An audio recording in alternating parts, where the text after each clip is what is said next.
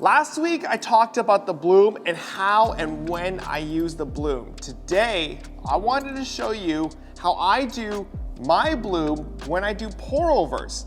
And that is because my Balloom technique is something I've been developing for a little while.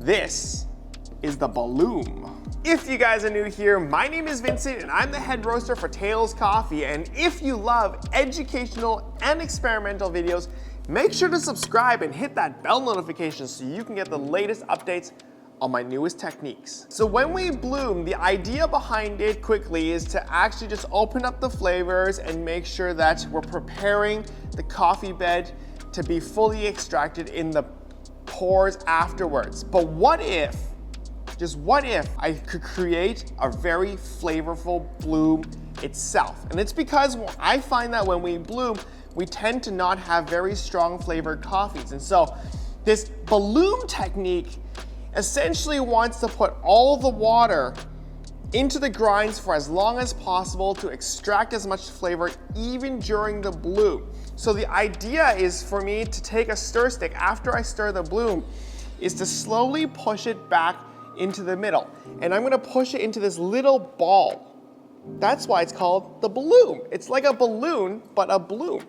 And the idea is for the water to just stay in this bulb before it falls out. And this way we allow it to have the most contact time to extract the best flavors right from the get-go. So that's the general idea behind the Balloom. Don't worry too much, guys. I will be showing you a demonstration in a moment, but I wanted to just quickly explain to you the idea behind it a little bit more.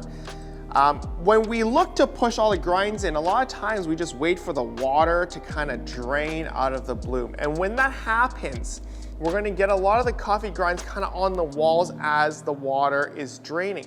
And I've said this before, I don't want the walls of the coffee or the coffee to be on the walls because it shows that there's gonna be less extraction from there, even from the beginning.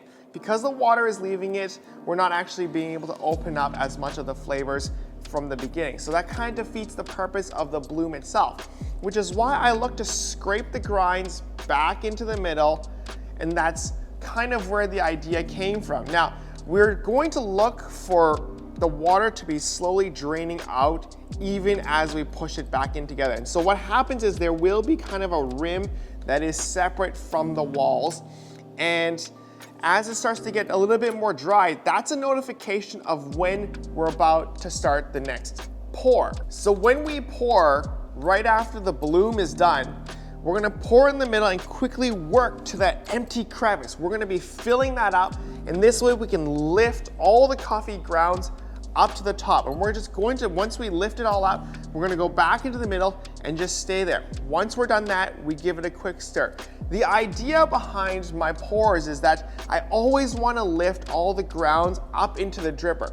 And that is because I think for us to maximize the flavor extraction, we want each particle of coffee to be wrapped by as much water as possible. So maximizing the surface area. This is why I tend to do single pours, but the bloom works when the single pour isn't able to cause enough agitation. So I came up with the Balloom to create more flavors extracted from the beginning. So let's get right into the demonstration. Let me show you guys how this works. So here we are, as always, with 20 grams of beans.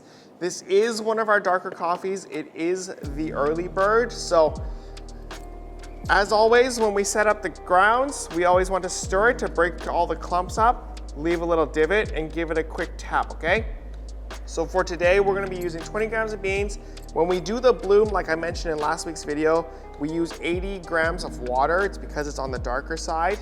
And right now, I'm just gonna show you guys how the Balloom actually works. So we're just gonna pour to the 80 grams. We always start nice and slow in the middle.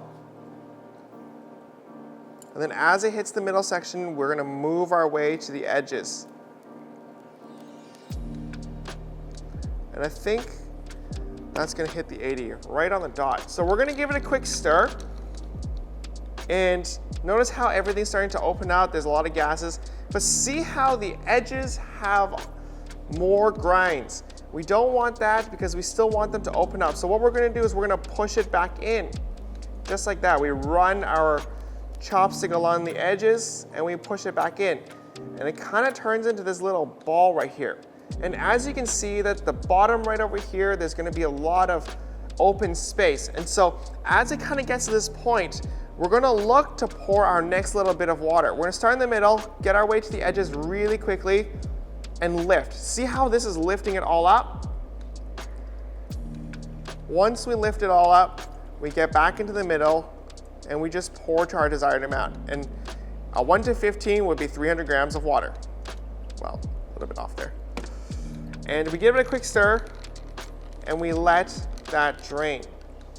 For darker coffees, a lot of times we need a lot more agitation. So by adding the bloom to it, we get enough agitation. The longer you bloom for, the more kind of agitation effect it adds to it. And so by pouring it like right down the middle, we're gonna have a lot more speed to it. But yeah, this is just how I like to do my pours after I do the bloom. The idea is to really just lift it all up, get that stir, get as much of the grinds exposed to as much water as possible, and then we just let it drain.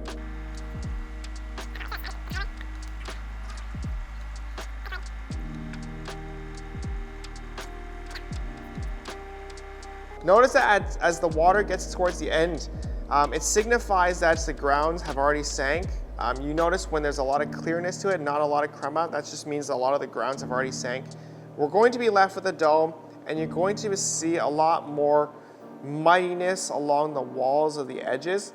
That just tends to happen when you brew with more agitation, and especially when you spin it out. But if you want to take a look at it, there's a beautiful kind of texture to it. You're still gonna have that graininess and not a lot of pastiness. We don't have too much of a clogging issue. Everything still flowed out quite nicely.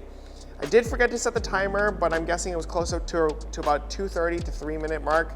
And yeah, this is how I like to get the Balloom. And let's go to the other side and really just, so we're back on this side.